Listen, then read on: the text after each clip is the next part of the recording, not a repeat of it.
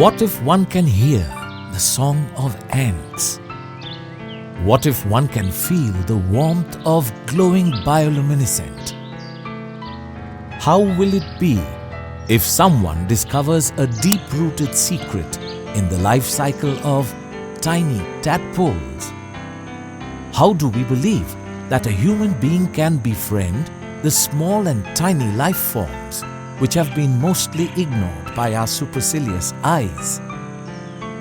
What will we call that man who has done these long ago without the help of institutionalized degrees, relying entirely on powerful observation and a sharp and scientific understanding of nature?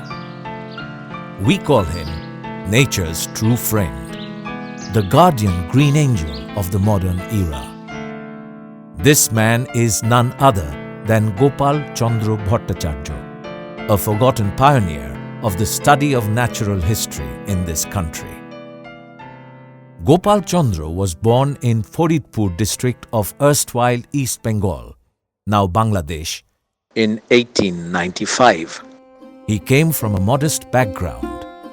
His father eked a living as a village priest in their native village of Lonsing. From his childhood, Gopal Chandra had a keen interest in nature and spent a fair amount of time observing its wonders. The life of insects, fishes and various plants attracted him from a very early age.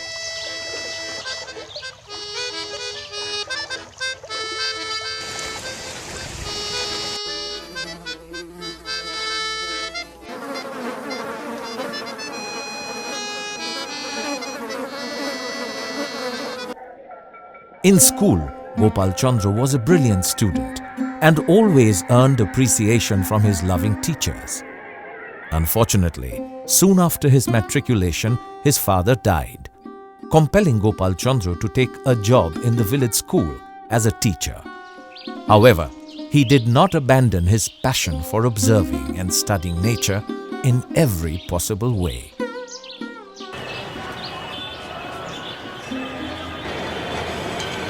Thereafter, Gopal Chandra began to work in a mercantile firm as a telephone operator in Kolkata.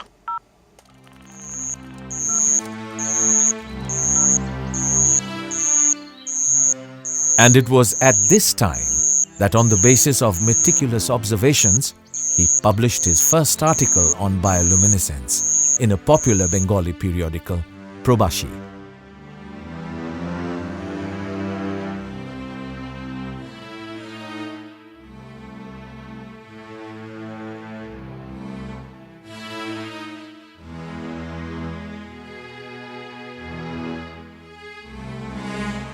This very article attracted the attention of none other than Dr. Jagadish Chandra Bose, who, realizing his potential, offered a position for him at the Bosu Bigyan Mandir. Gopal Chandra started working as a technical assistant. He used to repair instruments and keep them in good order, and do drawings for the scientists working in the lab. Knowing his instinctive research capabilities, Dr. Bose soon allowed him to foray into the world of entomology.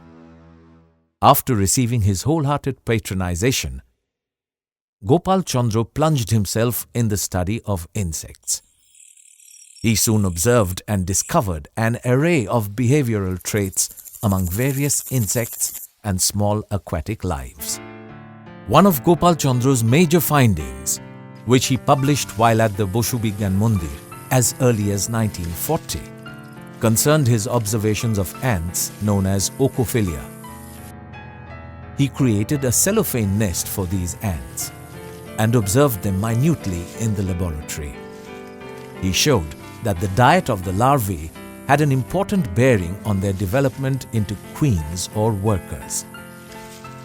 This important piece of scientific observation was not recognized at that time, but acknowledged later as a pioneering discovery in studies on insect life.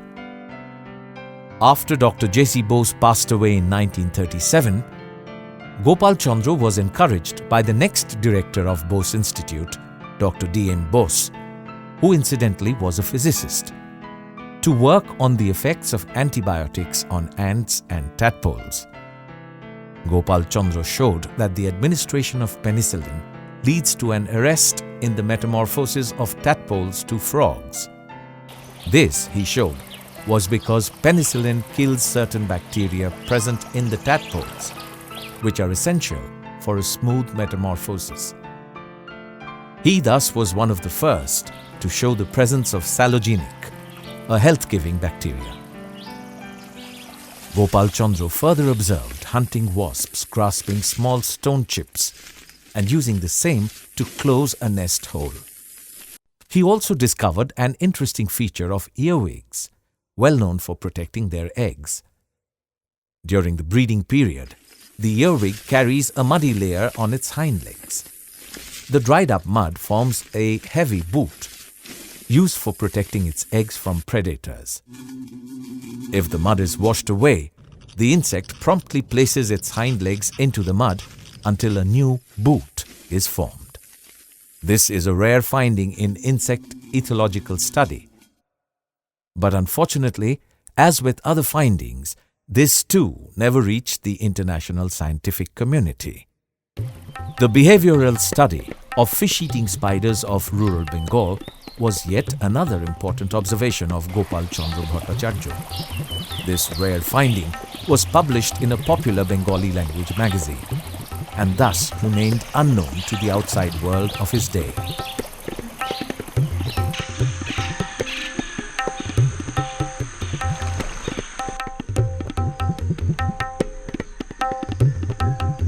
His photographs of these fish-eating spiders testify to his competence in the field of photography. His writings on the various behavioral traits of the fish-eating spider continue to fascinate us to a great extent. Gopal Chandra was an accomplished photographer. His articles were always backed by his superb photographs that gave a strong confirmation of his discoveries. His photographs of spiders and other small creatures were unique in his day. In 1948, he entered another phase of his life when he teamed up with Dr. Suchetan to set up the Bongio Bigyan Porishod. The main purpose of this organization was to popularize scientific knowledge in Bengali language, as Dr. Suchetan had a lifelong interest in it. Gopal Chandra's remarkable writing skills made him one of the major writers in the field of popularizing science. He now directed his energies to science popularization and as editor of the magazine Gyan o Bigyan. He worked as editor from 1950 to the 1970s. One of his monumental works was the book Banglar Kit Potongo, or The Insects of Bengal, which fetched him the Robindra Puraskar in 1975. The University of Calcutta conferred on him an honorary DSc on January 21, 1981, less than 3 months before his death. The government of West Bengal instituted an award in his name for science popularization, Gopal Chandra Bhattacharya Sriti Puraskar, in the year 2005. This has been awarded to many individuals working in this field. This is indeed a befitting honor, but one should not forget his pioneering research in entomology, in which he was the first in his field in India. He was a man with myriad visions. His motto was to unravel the mysteries of nature and propagate them through lucid and familiar ways, so that many more Gopal Chandras can emerge from this soil.